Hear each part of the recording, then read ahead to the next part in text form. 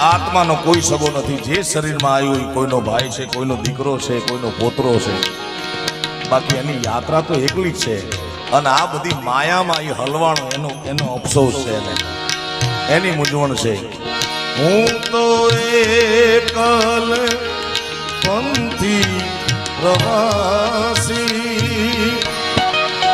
છતાં મારો આત્મા કેમ ઉદાસી.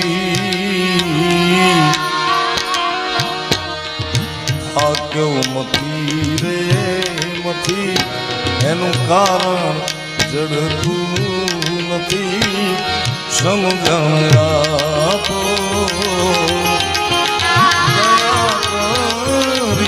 શિવ દર્શન આપો.